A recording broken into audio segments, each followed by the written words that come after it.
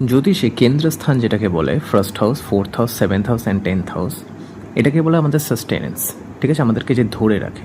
দেখুন, first house হচ্ছে আপনার লগ্ন, যেটা হচ্ছে আপনি নিজে। চতুর্থ স্থান হচ্ছে আপনার মা বা আপনার ঘর বা আপনার হোম, আপনার যেখানে থাকেন, property, native land. Seventh house আমরা সবাই জানি, সবার প্রিয় জিনিস। দশম স্থান হচ্ছে ক্যারিয়ারের জায়গা। সো এই চারটে আমাদের লাইফের একটা পিলার। ঠিক আছে, এই চারটের মধ্যে যদি কোনো তিনটে ঘরে যদি কোনো পাপী গ্রহ যদি থাকে, ম্যালেফিক প্ল্যানেট, ম্যালেফিক মানে রাহু, কেতু, শনি, মঙ্গল, সূর্যকে ধরার খুব একটা দরকার নেই।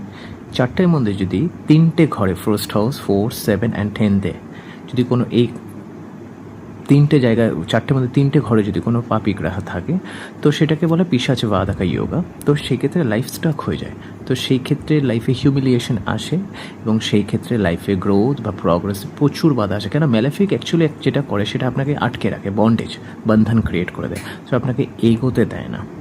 তো আর সেটা যে আপনার লগ্নের রেসপেক্টই হবে সেটা না, এটা যদি দ্বিতীয় ঘরের রেসপেক্টও যদি হয়, ধরুন দ্বিতীয়, পঞ্চম, অষ্টম অ্যান্ড একাদশ, এই চারটে কেন্দ্রের মধ্যে দ্বিতীয় ঘরের রেসপেক্ট হয়, তাহলে সেটা আপনার ফিনান্সিয়াল ফ্যামিলি লাইফে আপনাকে স্টাক করিয়ে দেবে। তো বাট ইন লেমেন টার্ম, সোজা ভাষা যদি বলি, যে আপনার লগ্নের রেসপেক্টে যে চারটে যে কেন্দ্র আছে, এই চারটে কেন্দ্রের মধ্যে তিনটে কেন্দ্রাতে যদি পাপি ম্যালেফিক প্ল্যানেট থাকে, তো সেটা ভালো নয়, সেটা আপনার লাইফে গ্রোথকে স্টপ করে দেয়।